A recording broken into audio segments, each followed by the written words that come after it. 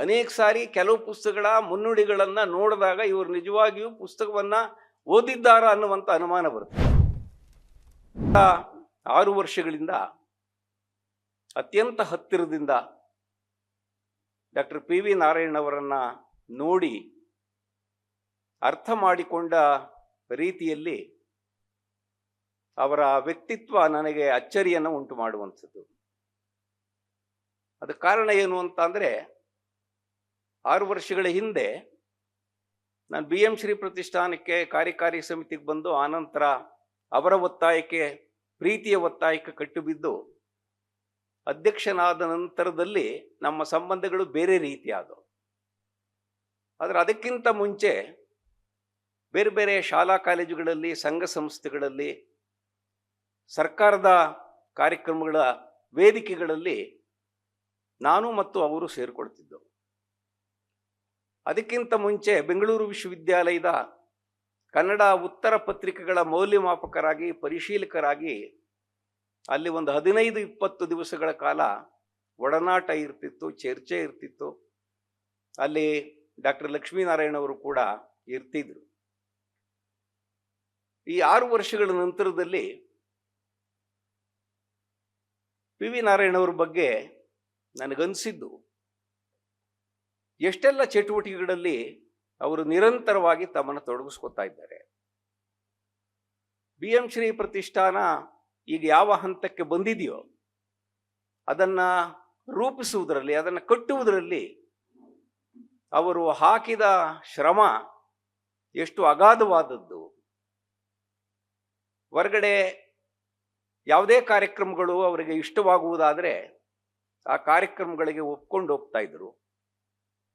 ವಿಜಯ ಕಾಲೇಜಿನಲ್ಲಿ ಭಾಳ ಒಳ್ಳೆಯ ಅಧ್ಯಾಪಕರಾಗಿ ಹೆಸರು ಮಾಡಿದಂಥವರು. ಅವರ ಶಿಷ್ಯ ಪರಂಪರೆ ಭಾಳ ದೊಡ್ಡದು, ಅದು ದೇಶ ವಿದೇಶಗಳಲ್ಲೂ ಕೂಡ ಇರುವಂಥದ್ದು.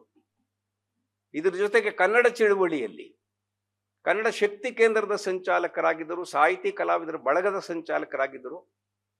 ಆ ಚಳುವಳಿಯನ್ನ ಚಿದಾನಂದ ಮೂರ್ತಿ ಮುಂತಾದವರ ಜೊತೆಯಲ್ಲಿ ಸೇರಿ ಯಾವ ಮಟ್ಟಕ್ಕೆ ತೆಗೆದುಕೊಂಡು ಹೋದರು ಅನ್ನುವಂಥದ್ದು ಕನ್ನಡ ಚಳುವಳಿಗಳ ಇತಿಹಾಸದಲ್ಲಿ ಅದು ದಾಖಲಾಗಿದೆ. ಇಷ್ಟೆಲ್ಲ ಕೆಲಸಗಳನ್ನು ಅವರು ಮಾಡ್ತಾ ಇದ್ರು, ನಿರಂತರವಾಗಿ ಕ್ರಿಯಾಶೀಲರಾಗಿದ್ರು. ಸಾಹಿತ್ಯ ಕ್ಷೇತ್ರಕ್ಕೆ ಕೊಟ್ಟಿರುವಂಥ ಕೊಡುಗೆ ಎಷ್ಟು ಅಪಾರವಾದದ್ದು, ಎಷ್ಟು ವೈವಿಧ್ಯಮಯವಾದದ್ದು, ಎಷ್ಟು ವಿದ್ವತ್ಪೂರ್ಣವಾದದ್ದು. ಅಂಥವರ ಒಡನಾಟದಲ್ಲಿ ನನಗೆ ಸಿಕ್ಕಿದ್ದು ವಿದ್ವತ್ ಪ್ರೀತಿ, ವಿದ್ವತ್ ಸ್ನೇಹ, ವಿದ್ವತ್ ಮಾರ್ಗದರ್ಶನ. ಇದರಿಂದ ಕೆಲವು ಸಾರಿ ಅವರ ಮನಸ್ಸಿನಲ್ಲಿ ಏನಿರ್ತಿತ್ತು ಅದನ್ನು ಅಭಿವ್ಯಕ್ತಿ ಮಾಡೋದಕ್ಕೆ ಮುಂಚಿತವಾಗೇ ಅರ್ಥ ಮಾಡಿಕೊಳ್ಳುವಂಥ ಒಂದು ಸಹೃದಯತೆ, ಪ್ರತಿಕ್ರಿಯಿಸುವಂಥ ಒಂದು ಆಲೋಚನೆ ಬರೋದು ಕೂಡ ಸಾಧ್ಯ ಆಯಿತು. ಅವರು ಹೇಳುವುದಕ್ಕಿಂತ ಮುಂಚೆ ಹೀಗೆ ಮಾಡೋಣ ಸರ್ ಅಂತ ಅವರ ಜೊತೆಯಲ್ಲಿ ಸಮಾಲೋಚನೆ ಮಾಡಿ ಆ ಕಾರ್ಯದಲ್ಲಿ ಪ್ರವೃತ್ತವಾಗೋದಕ್ಕೆ ಸಾಧ್ಯವಾಯಿತು. ಇತ್ತೀಚೆಗೆ ಅವರು ಬರೆದಂಥ 4 ಪುಸ್ತಕಗಳು ಅವರು ಇಹಲೋಕದ ವ್ಯಾಪಾರವನ್ನು ಮುಗಿಸೋದಕ್ಕೆ ಮುಂಚೆ ತರಕ್ಕೆ ಸಾಧ್ಯ ಆಗಲಿಲ್ಲ. ಆದರೆ ಒಂದು 8 ತಿಂಗಳುಗಳ ಅವಧಿಯಲ್ಲಿ ಈ ಪುಸ್ತಕಗಳನ್ನೆಲ್ಲವನ್ನು ಕೂಡ ಸಿದ್ಧ ಮಾಡಿಸಿ ದೀಪಕ್ ಅವರನ್ನು ಕರೆಸಿ, ಯಾಕೆಂದರೆ ಅವರ ತಂದೆ ಡಿ ಕೆ ಶ್ಯಾಮಸುಂದರಾಯರ ಜೊತೆಯಲ್ಲಿ ಪಿ ವಿ ನಾರಾಯಣ ಅವರಿಗೆ ನಿಕಟವಾದ ಮತ್ತು ಆತ್ಮೀಯವಾದಂಥ ಒಂದು ಬಾಂಧವ್ಯ ಇತ್ತು.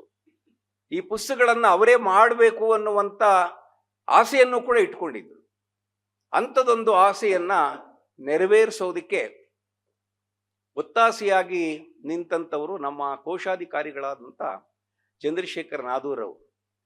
ಆ ಪುಸ್ತಕಗಳನ್ನು ಬೆರಳಚ್ಚು ಮಾಡಿಸೋದ್ರಿಂದ ಹಿಡಿದು ಕರಡು ತಿದ್ದಿಸುವುದರಿಂದ, ಮುನ್ನುಡಿ ಬರೆಯುವುದರಿಂದ, ಬೆನ್ನುಡಿ ಬರೆಸೋದ್ರಿಂದ, ಈ ಕಾರ್ಯಕ್ರಮಕ್ಕೆ ಯಾರ್ಯಾರನ್ನು ಕರೆಸಬೇಕು ಅಂತ ಆಲೋಚನೆ ಮಾಡಿ ನಾವು ಕೊಟ್ಟದ್ದು ಸಲಹೆ, ನಾವು ಕೊಟ್ಟದ್ದು ಮಾರ್ಗದರ್ಶನ, ಇನ್ನೆಲ್ಲವನ್ನೂ ಕೂಡ ತಲೆ ಮೇಲೆ ಎಳ್ಕೊಂಡು ಇಷ್ಟೊಂದು ಅಚ್ಚುಕಟ್ಟಾಗಿ ಅವರು ಕಾರ್ಯಕ್ರಮವನ್ನು ರೂಪಿಸಿದ್ದಾರೆ.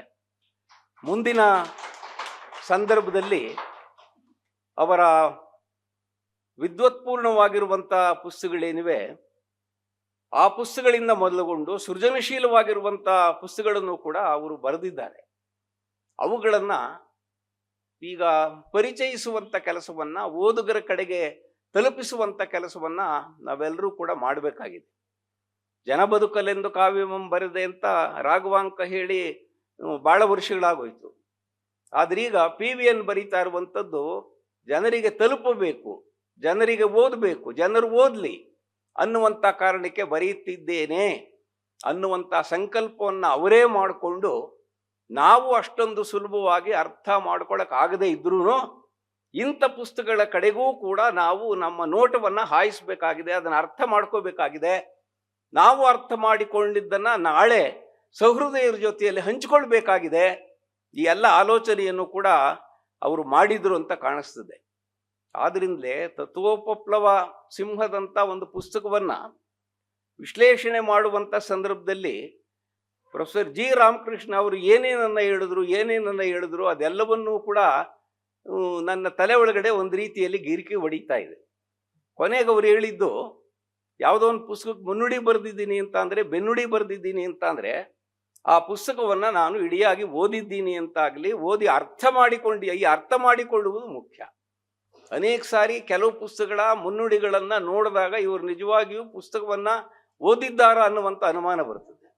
ಕೆಲವು ಸಾರಿ ಓದಿ ಅದನ್ನು ಅರ್ಥ ಮಾಡ್ಕೊಂಡು ಈ ಮುನ್ನುಡಿಯನ್ನು ಬರೆದಿದ್ದಾರಾ ಅಂತ ಅನ್ನಿಸ್ತದೆ.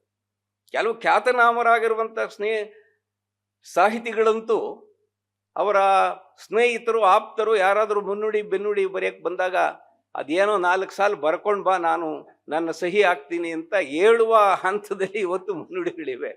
ಇಂಥ ಒಂದು ಸಂದರ್ಭದಲ್ಲಿ G. ರಾಮಕೃಷ್ಣ ಅವರು ಬಹಳ ಪ್ರಾಮಾಣಿಕವಾಗಿ ಇದನ್ನು ಅರ್ಥ ಮಾಡಿಕೊಳ್ಳುವಂಥ ನೆಲೆಗಳು ಯಾವ್ಯಾವುದು, ಅರ್ಥ ಮಾಡಿಕೊಳ್ಳುವುದಕ್ಕೆ ಪ್ರಯತ್ನ ಮಾಡಿದಷ್ಟು ಕೂಡ ಅದು ಅರ್ಥದ ಗುಟ್ಟುಗಳನ್ನು ಹೇಗೆ ಬಿಟ್ಟುಕೊಡ್ತಾ ಇಲ್ಲ. ಇಂಥ ಪುಸ್ತಕವನ್ನು ಕೂಡ PV ನಾರಾಯಣ ಅವರು ಬರೀತಾರೆ ಯಾಕೆ? ಇವುಗಳೆಲ್ಲದರನ್ನ ಅವರು ಜಿಜ್ಞಾಸೆಗೆ ಒಳಪಡಿಸಿದ್ರು. Doctor R. ಲಕ್ಷ್ಮೀನಾರಾಯಣ ಅವರು ಅವರ 2 ಪುಸ್ತಕಗಳ ಜೀವಾಳ, ಆ ಪುಸ್ತಕದ ಹಿಂದೆ ಮಾಡಿರುವಂಥ ಅವರ ಆಲೋಚನೆ.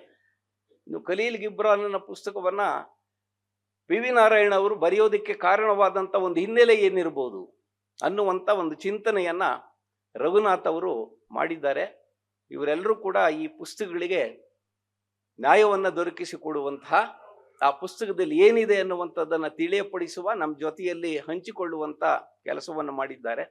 ಅವರಿಗೆ ಮತ್ತು ಈ ದತ್ತಿಯನ್ನು ಇಟ್ಟು ನಾವು ಪ್ರತಿ ವರ್ಷ ಅದರ ನಡುವೆ ಕೂಡ ನಾರಾಯಣರ ಕೊಡುಗೆ ಏನು ಸಾರಸ್ವತ ಲೋಕಕ್ಕೆ, ಸಂಶೋಧನಾ ಲೋಕಕ್ಕೆ, ವಿದ್ವತ್ ಪ್ರಪಂಚಕ್ಕೆ ಅನ್ನುವುದನ್ನು ಅರ್ಥ ಮಾಡಿಕೊಳ್ಳುವ, ಅರ್ಥೈಸುವಂಥ ಕೆಲಸವನ್ನು ಮಾಡೋದಕ್ಕೆ ಪ್ರೇರೇಪಣೆಯನ್ನು ನೀಡಿರುವಂಥ ಉಲ್ಲಾಸು, ಅವ್ರ ಮಗ ವಿಶಾಲು ಮತ್ತು ಉಲ್ಲಾಸ್ ಅವರ ಮಡದಿ, ಈ ಒಟ್ಟು ಕುಟುಂಬಕ್ಕೆ, ಮತ್ತು ಮಧ್ಯದಲ್ಲಿ ನಮ್ಮನ್ನು 2 PV ನಾರಾಯಣ್ ಅವರ ಶ್ರೀರಾಮ ಕಥನದ ಷಟ್ಪದಿಗಳನ್ನು ವಾಚಿಸಿದಂಥ ಶ್ಯಾಮಲಾ ಪ್ರಕಾಶ್ ಅವರಿಗೆ ಒಂದು ವಿಶೇಷವಾಗಿ ಹೇಳಬೇಕು. ಶ್ಯಾಮಲಾ ಪ್ರಕಾಶ್ ಅವರಿಗೆ PV ನಾರಾಯಣರ ವಿದ್ವತ್ತು, ಅವರ ಪಾಂಡಿತ್ಯ, ಅವರ ಸಜ್ಜನಿಕೆ ಮತ್ತು ಕಿರಿಯ ತಲೆಮಾರಿನವರಿಗೆ ಅವರು ಪ್ರೀತಿಯಿಂದ ಮಾರ್ಗದರ್ಶನ ಮಾಡ್ತಾ ಇದ್ದಿದ್ದು, ಇದೆಲ್ಲವೂ ಎಷ್ಟು ಇಷ್ಟವಾಗಿದೆ ಅಂತ ಅಂದರೆ, ಈಗಾಗಲೇ ಒಂದು ಕಾರ್ಯಕ್ರಮ ಮಾಡಿದ್ರು ಅವರ ನೆನಪಿನಲ್ಲಿ.